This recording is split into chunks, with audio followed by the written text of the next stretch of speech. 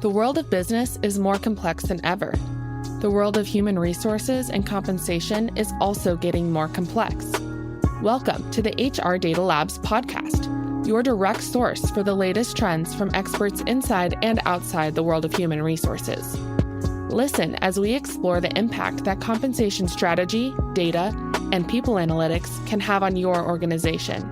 This podcast is sponsored by Salary.com, your source for data, technology, and consulting for compensation and beyond.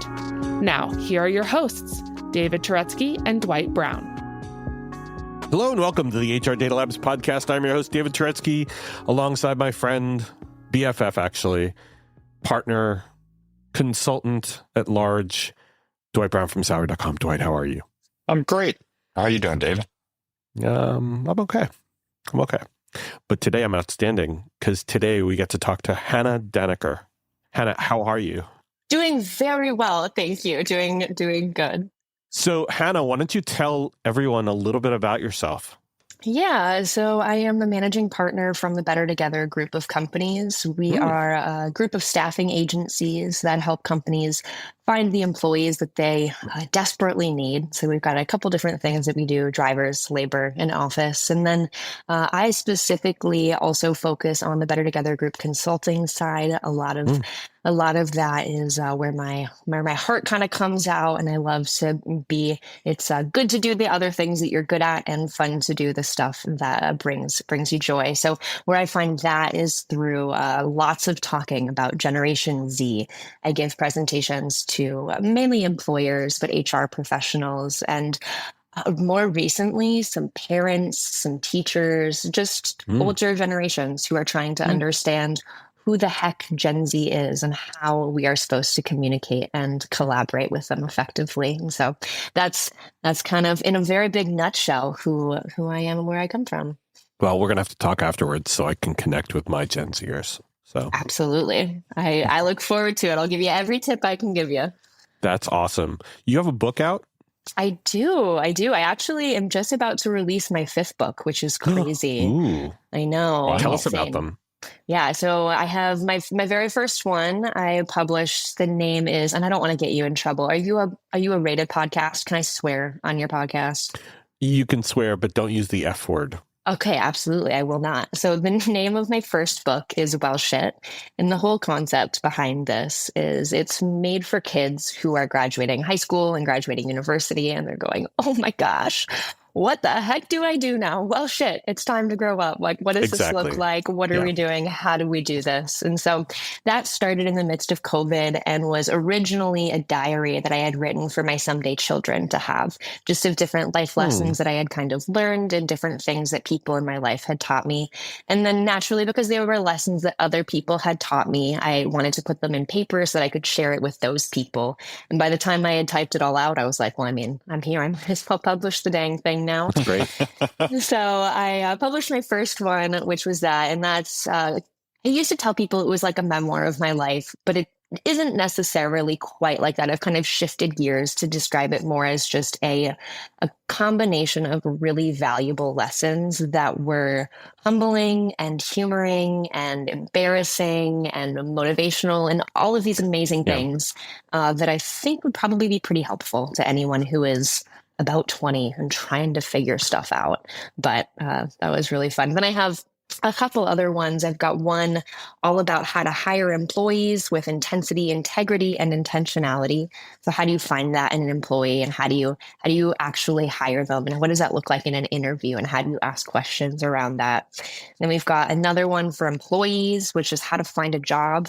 How do you go out into this marketplace? How do you dress professionally? How do you physically shake somebody's hand if you've never done it before? How do you properly format your job description type of things? And then there's another one that is a accidental leadership book.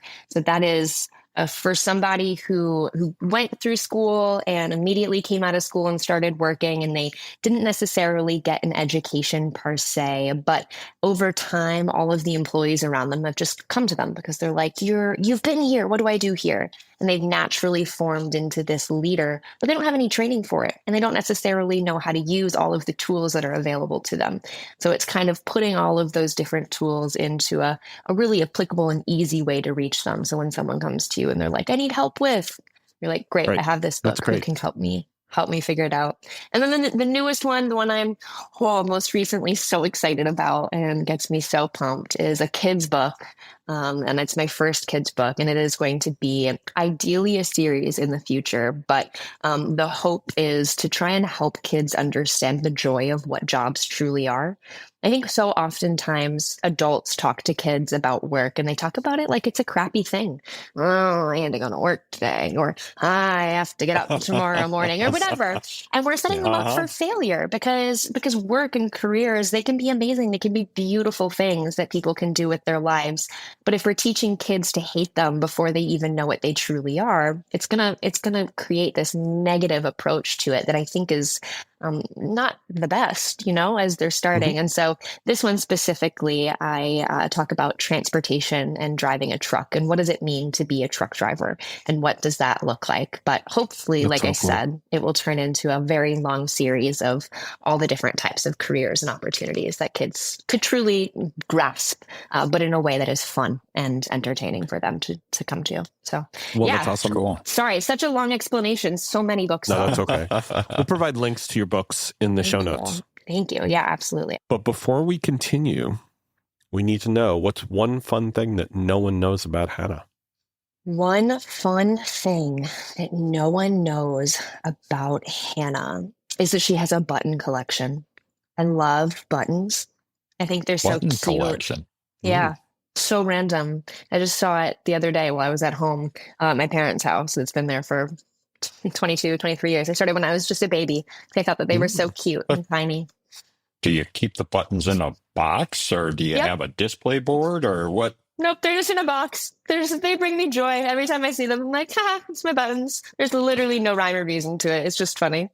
I gotta be honest with you. I love that too. And I've had collections of things like that for a long time. And when you move from house to house, when you graduate from your parents' house and they get left there and your parents decide that it's time to throw them away without you knowing about it. Oh, yeah. Yeah, there's that. Yeah. It will happen, I'm sure, eventually. Yes. But Well, and we're going to leave that right where it is, because we've all got collections of stuff and people are now thinking to themselves, where did I put that collection of things? that random little box that you love so much, for sure. Exactly. Today, though, we have a topic that's near and dear to a lot of people's hearts because it has a lot of impact on a very large portion of the workforce. And it's a large portion of the workforce that has been traditionally, I will call it, undervalued in many ways. And we're going to talk about the impact to the world of females in male-dominated industries. I'm so excited. It's going to be such a great chat.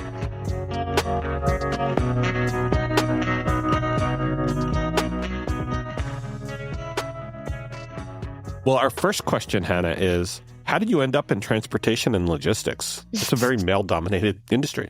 Hey, we're the payroll baddies, and our mission is to make payroll fun and relatable. And call out industry when they hear it. You gotta call it out. You gotta call it like you see it.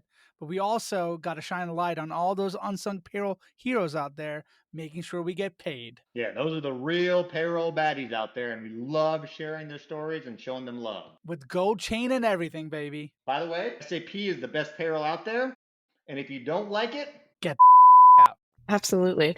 So I ended up in transportation and logistics. I tell people that I teethed on transportation. So my father owns a transportation company, Revolution Staffing, and we help find truck drivers for companies who can't find them. And he has owned that business. It was the first one he started that I grew up watching grow. And fell in love with there's a trucking show called Truck World, and they do it every other year.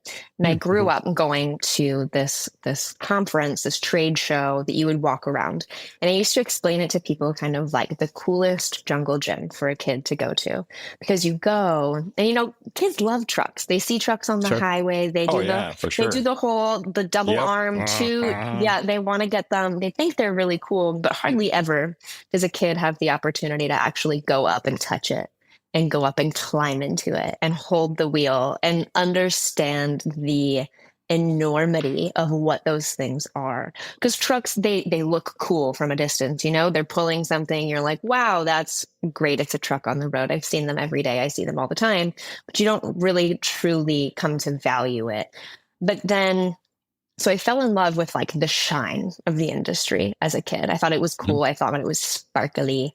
And then in the midst of COVID, I never expected to go into transportation. I never really thought that it was going to be the home for me.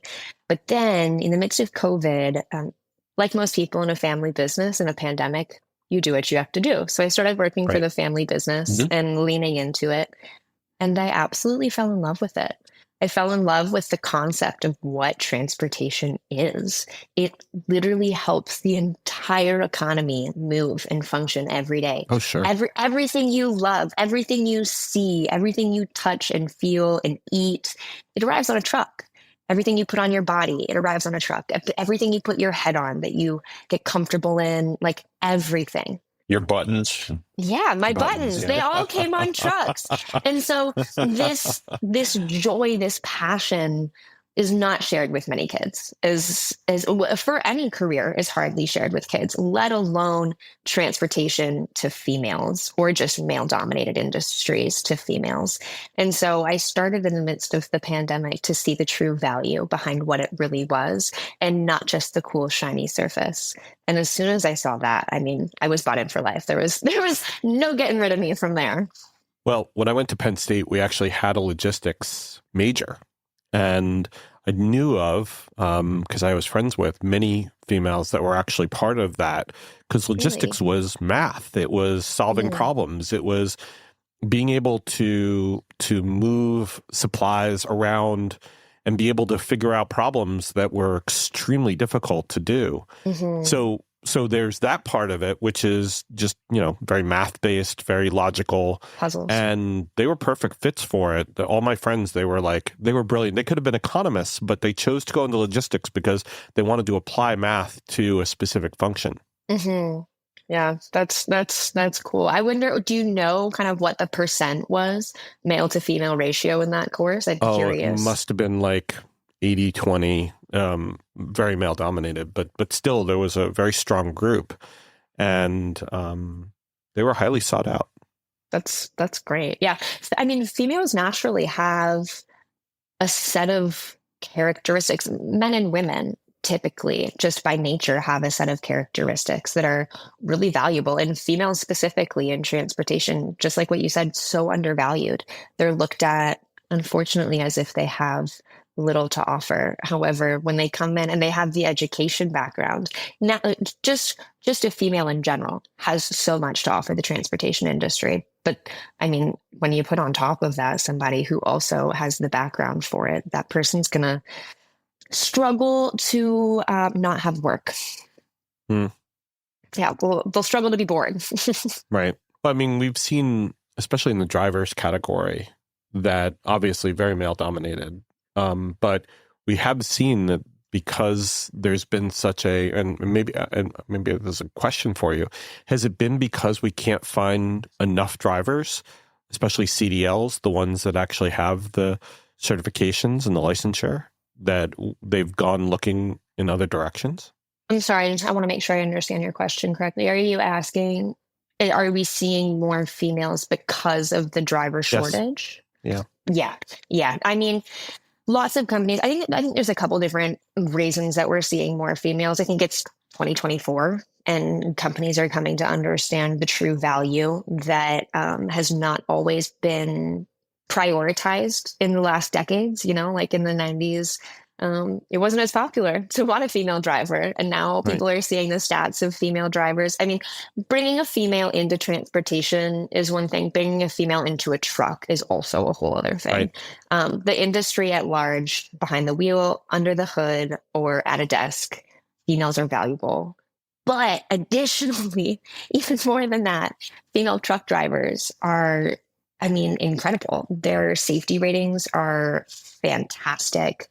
They are great. They are dedicated. They're diligent. Like they're really, really good employees. And so I think that a nature of it's 2024, people are coming to desire to change the difference between male dominated industries. They don't want them to be as male dominated just by perception as they have in the past. But then also, yes, there is a driver shortage and there will continue to be a driver shortage. And anyone who is proactively looking at what they can and should be doing about that should be looking at females as an opportunity that they're missing for sure. Do you see a greater proportion of females in the back office functions than you do the driver functions? Oh yeah. Okay. I wish I had the percents for you, and it would be kind of different anywhere that you go based on what they're hauling. Some companies really struggle, like ready-mix drivers really struggle to get female truck drivers because it's concrete, right? Like it's just a whole different ballgame compared to a flatbed, which is just like it's very separate. And so I don't have the exact percent for you, but yes, in the office you see lots and lots more females than truck drivers who are actively driving. And lots of drivers who had been female drivers originally had come in, started working somewhere, say in a warehouse, then they got trained to be a driver and they got promoted and now they're in the back office. Lots of people who promote themselves there kind of as they grow through their careers as well. But Hannah, if you look at the different, because you started mentioning the differences in what a driver is, because a driver isn't just a driver and a driver, because there's lots of differences. There's long haul, there's short haul, there's delivery, there's so many things. And, for those of us who, get UPS and Amazon packages every moment, there's a female driver who, takes the packages off, more than, in my case, I think it's more than half the time. But there are lots of different careers in the driving industry, in logistics and transportation. Mm-hmm. Where do you see the most penetration from female drivers? Is it in long haul? Is it in more short term? Where is it?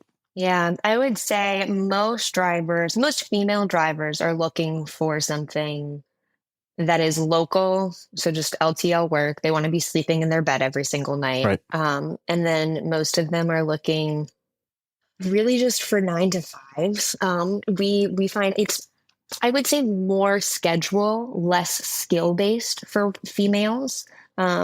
Typically, people are looking for jobs based on their skill level, which as they should be, absolutely. I think for a lot of female drivers, they're looking for their jobs based on the schedule, just like I said, of what that looks like. Drivers really often will prioritize oh my gosh, it's a Monday to Friday, it's 9 to 5, it's consistent work, it's dedicated. Like the dedicated freights for them are really valuable. And females by nature are looking for something that's a little bit more reliable. I think we see, more of a desire for something that is consistent from them, whereas someone else might be more open to taking just a long haul or one-off shift or something like that that's not as consistent. Is it a lot like other industries where a lot of that is due to the family orientation and the roles of the female in the family? Is that kind of the big driver behind that? Yeah, I would say that has a massive part to do with it. And there is also this other section that's just about safety. Being on the road at night, not as easy. Being on the road at night as a female, not as easy. There's a really big problem around just where are they sleeping? Where are they staying? Can they use the restroom? If they have to use the restroom in the middle of the night, do they then have to move to a different lot because they feel unsafe because people saw them walking through? There's a lot of stuff around just evenings and what can and should be done. And some females have absolutely no problems with it. Some females are so happy to do it and they are not scared and they don't feel any danger whatsoever. And that's phenomenal. And some females are complete opposite of that and they love what they do, but they understand that that there are some risks that come with that, and they keep a very stiff arm to them. So yeah, different people, different boundaries, but that's kind of, I would say, work home life.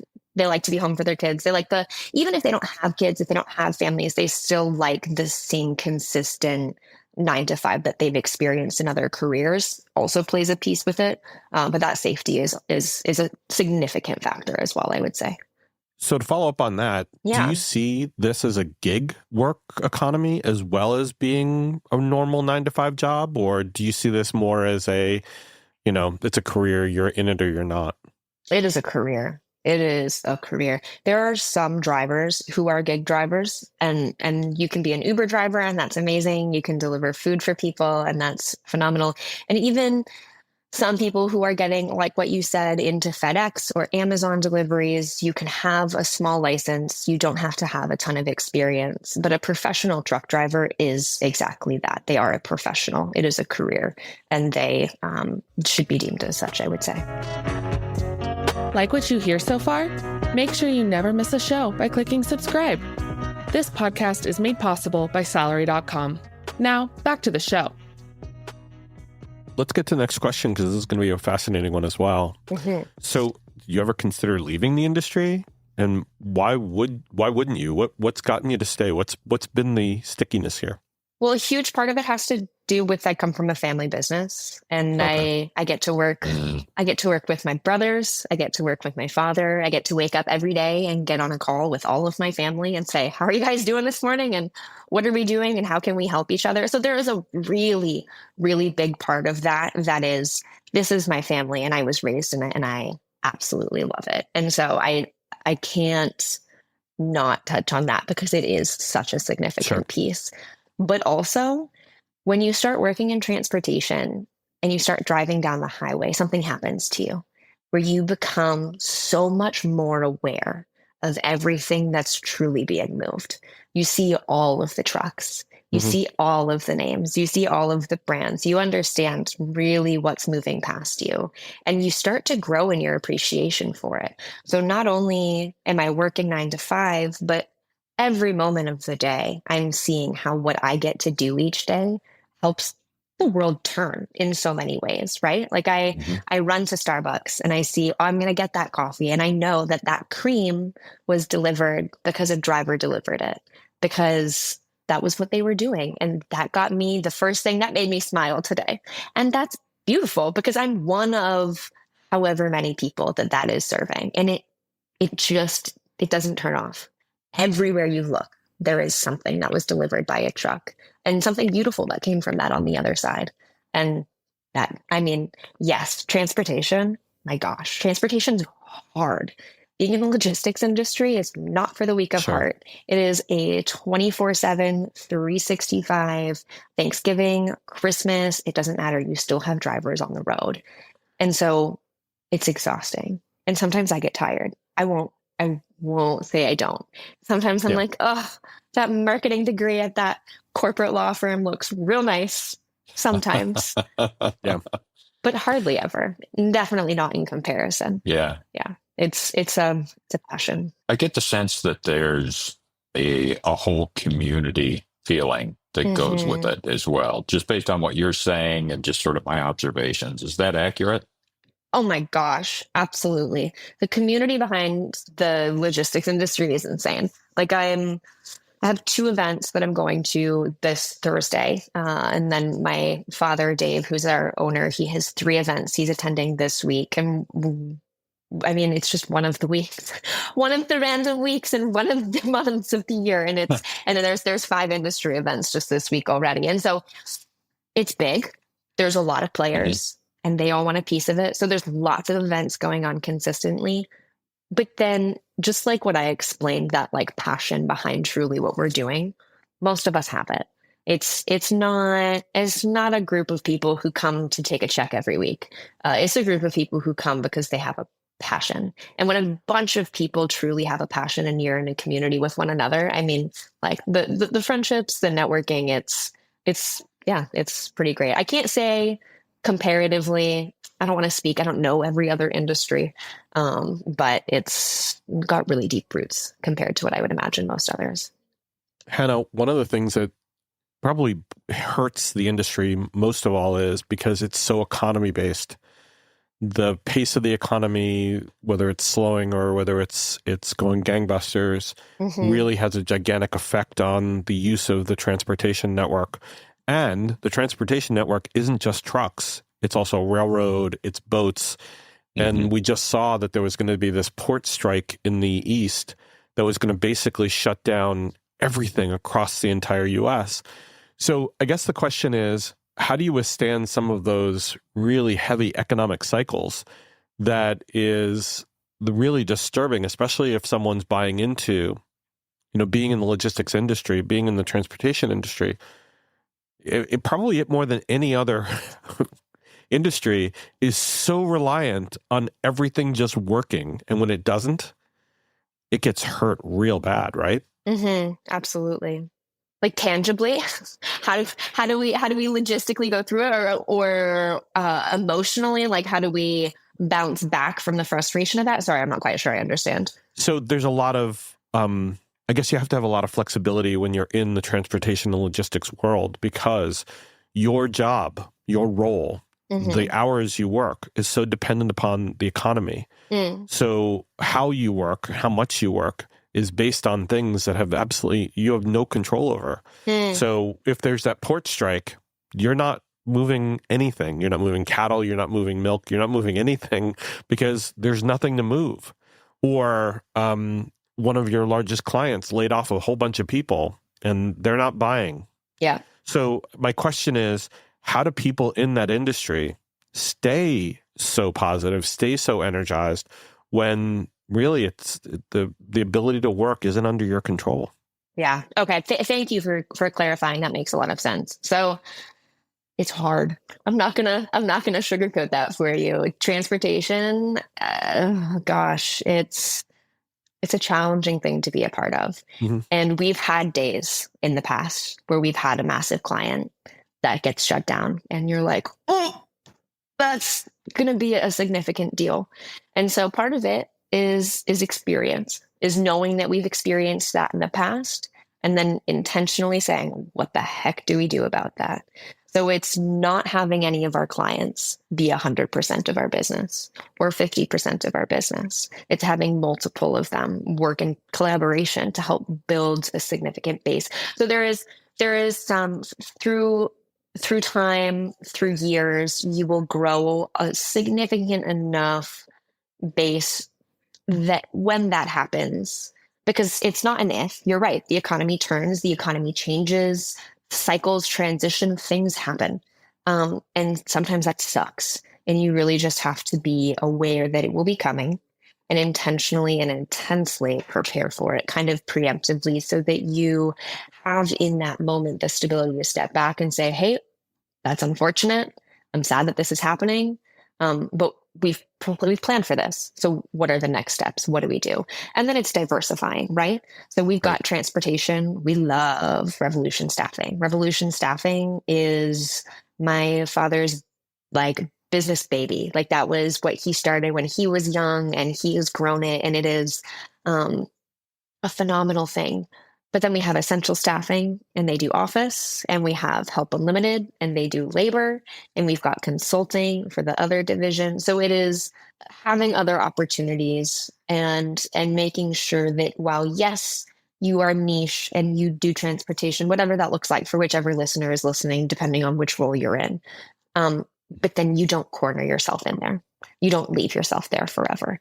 And so that as that happens, like you said, you can't keep it from happening, but as it happens, you have other things to lean on. So it's not so overwhelming or all encompassing, I would suggest. A lot of risk management via diversification. Absolutely.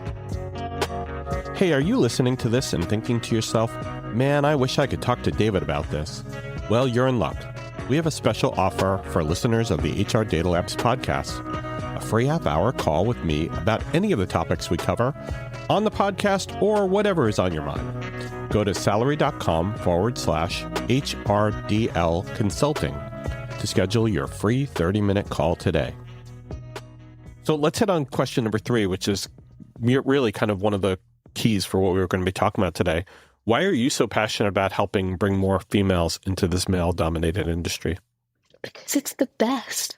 It's so good. It is so good.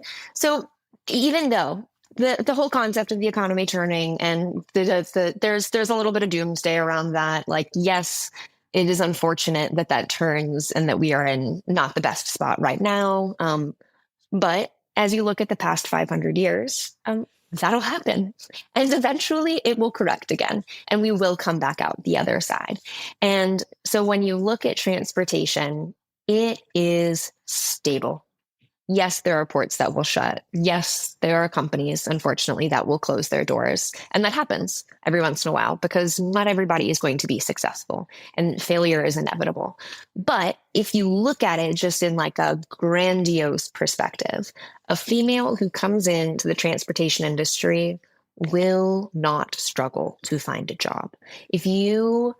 And I say that with the caveat of if you suck as an employee and you don't show up to work and you call in sick every single day and you don't finish your duties and you don't attend your meetings, I don't want to speak to that person. That's your own personal, that's your own thing.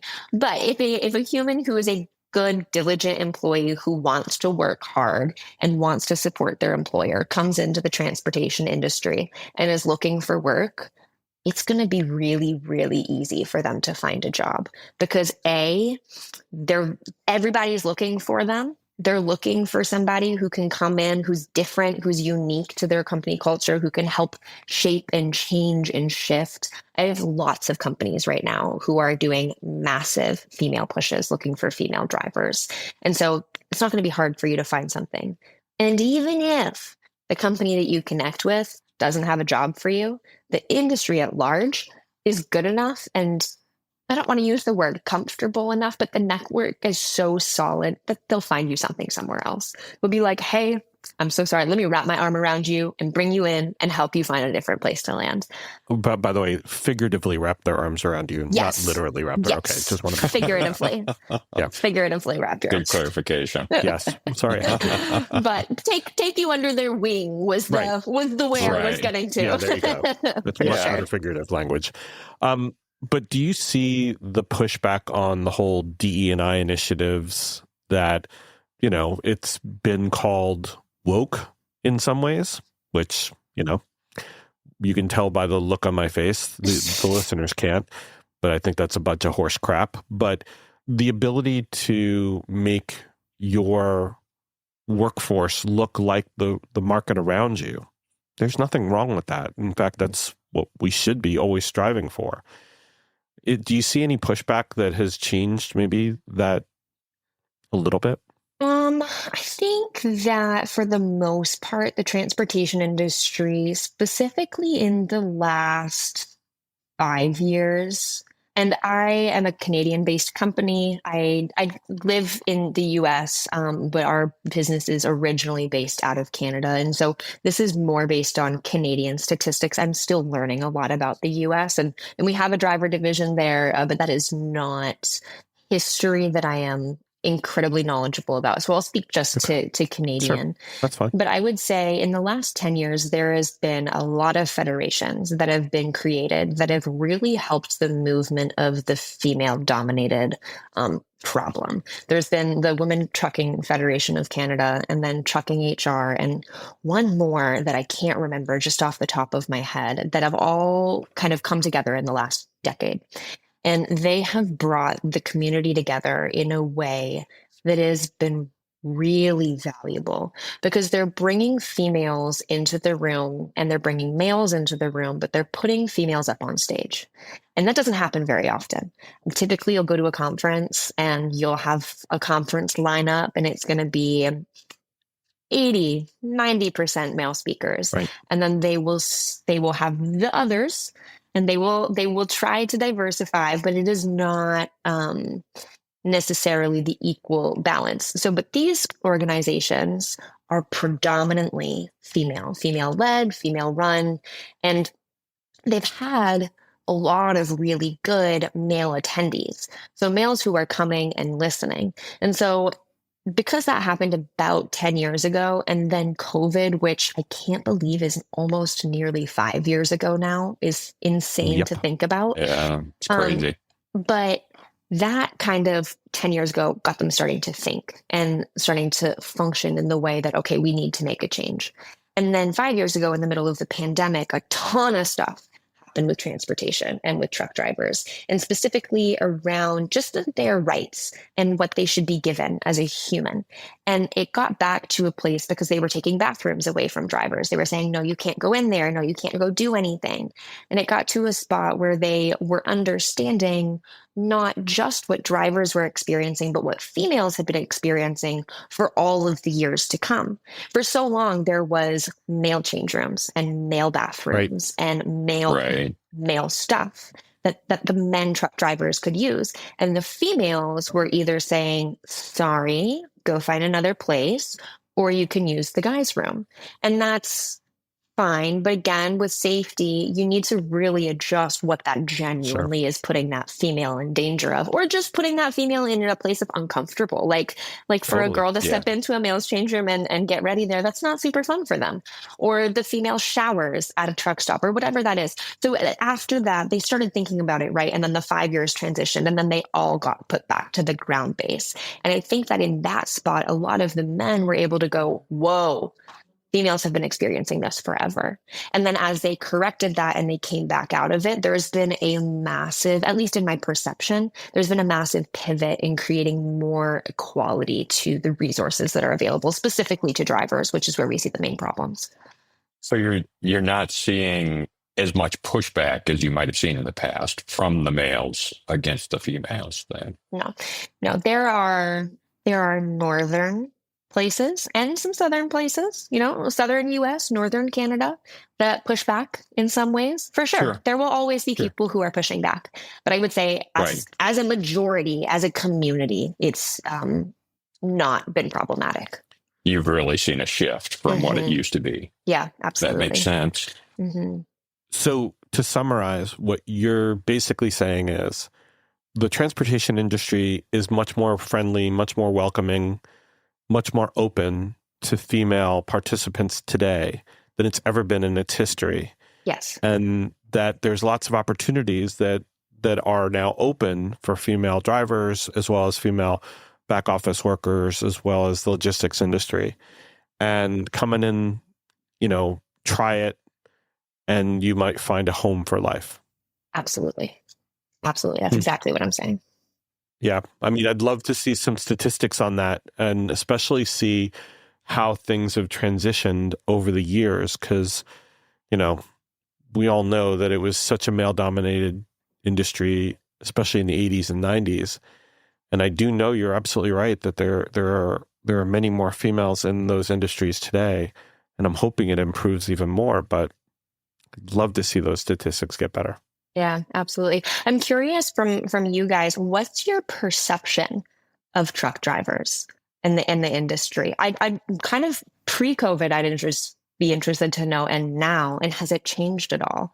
Have you guys seen that? Because you're right, it like they're minute numbers. I think that in 2000 it was about 3% of females as drivers, and I think today it's about 7% of drivers. So we've had a doubling the statistics there, but not significantly. Do you feel like it's a safe, a good role? If you had a daughter, would you ever encourage her to be a truck driver, or how would that play out for the two of you?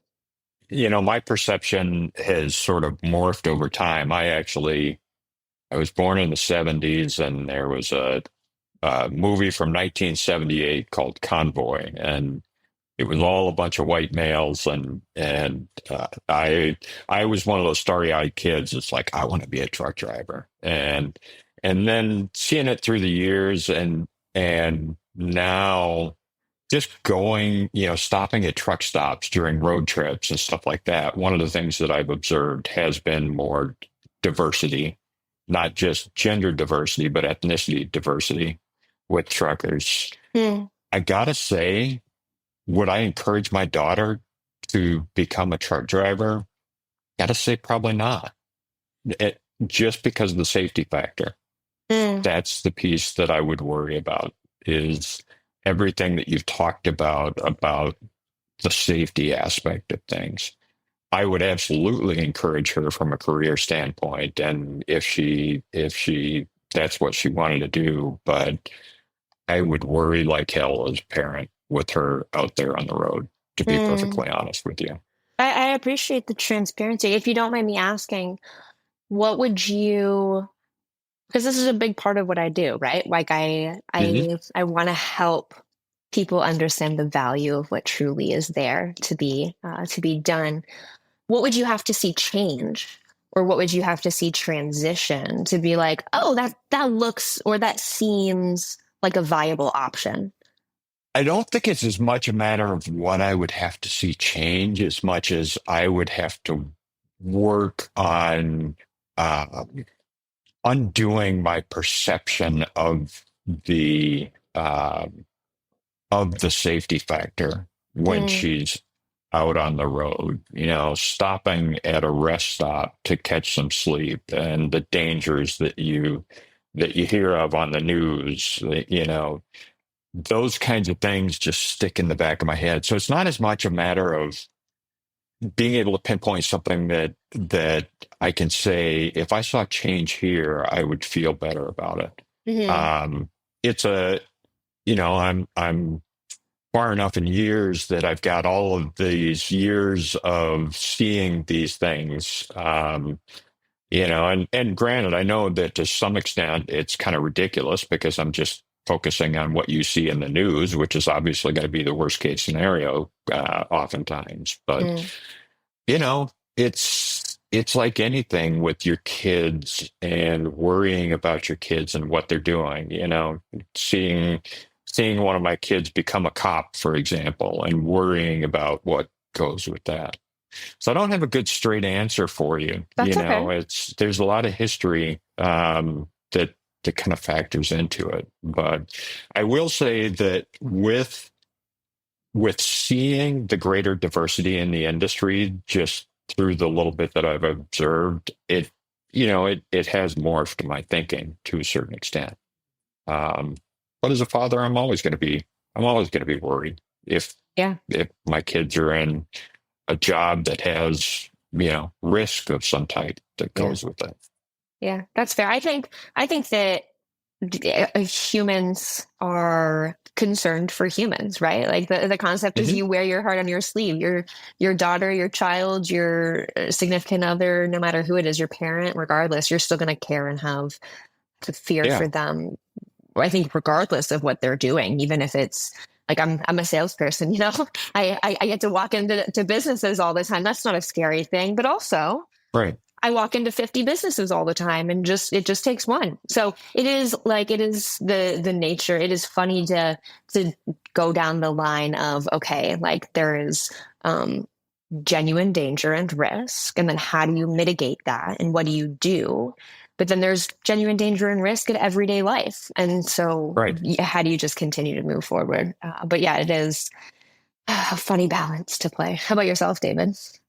As we talked about before, I think there's lots of different opportunities in the trucking and logistics industry where I would certainly encourage my kids to think about those as careers, especially given that the starting rates for those careers have gone through the roof because we can't find qualified individuals. So it's a good career. It looks like it's a career that's never going to go away, Mm-hmm. and it has potential for longer term growth, depending upon how they want to take their careers. I don't necessarily know if I agreed necessarily, and I don't need to. His thoughts are his own with Dwight, because you could be driving down the highway and something happens anyways. Mhm. So there's always concerns like that. Mm-hmm. My kid lives in New York City, so crossing a street is a lottery. Sure. So A lottery. it's a lottery. you draw the short straw, you I'm get hit by a car. rolling the Yeah, dice exactly. here. Well, I mean, it's New York City, right? It's true. Yeah. But so I don't necessarily agree, because to your point, Hannah, anything can happen. And so I think it's an industry that should be looked at with now new eyes, given that it has transformed a little bit and it's modernized a lot. The equipment's modern. The technologies that are employed are more modern. Heck, the technologies to be in touch and be tracked are more modern. Oh, so all of it. As a truck driver, for the most part, you're sitting in a cab where you've got a camera facing you that is watching everything you do all the time now. Right. Like the technology advancement is insane. Absolutely. Well, and it's also everybody around you, because, you have those pesky cars that are cutting you off in front or they're driving too close behind. And I'm sure that there's tons of monitors, collision monitors for things like that. So I actually think I would encourage my kids to be a part of that. So to answer your question a little bit differently than my friend Dwight. That's okay. I honestly, I love that you both have different perspectives. I don't love that Dwight still thinks it's scary. That's not the goal we're going for. But just to have the separation. Yeah, and it is a legitimate concern. Like there is danger there. I don't want to say that there isn't, but where there is danger, there is opportunity to be safe as well. Sure. And so there's the balance of how you manage all of that. Exactly.